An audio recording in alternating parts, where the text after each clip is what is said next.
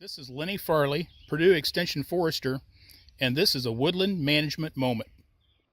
In this Woodland Management Moment, we're going to talk about one of the breeding programs with a particular native Indiana tree that the Department of Forestry and Natural Resources Hardwood Tree Improvement and Regeneration Center has been working on for over a decade now, and that is butternut.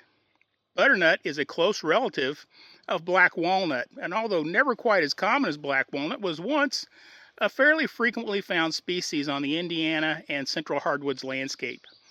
But since the early part of the 1900s, there's been a noted decline in the population of butternut, and a few decades ago a fungal disease was noted on butternut, causing damage and ultimately death of many trees across the landscape. And so now we've had a huge decrease in the population of butternut, and we're very interested in seeing if there are resistant individuals or possibly even some breeding programs that could be followed to help conserve this particular and important species on the landscape. And so what's been done is we've done a scouring across the central hardwood region, asking for cooperators and landowners to provide us locations and seed to some butternut that have not yet been killed by disease. And with this wide landscape collection, we've done plantings, and we're testing the butternut to see how much resistance it actually has. And unfortunately, what we found is that most of the native butternut has minimal to only marginal resistance to butternut canker. But what we did find was that there are naturally occurring crosses of butternut and Japanese walnut, an Asian species that's brought to this country probably 150 years ago for nut production. And these close relatives can naturally cross, and some of those natural crosses and some of the back crosses we can do manually actually provide pretty good resistance against the butternut canker fungal disease, which very well may have originated in Asia.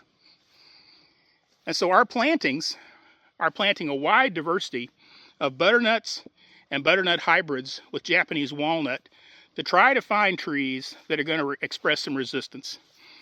And of course, what we find is some trees have very little resistance and actually die quite quickly, and particularly these solid plantings where the disease spreads very rapidly.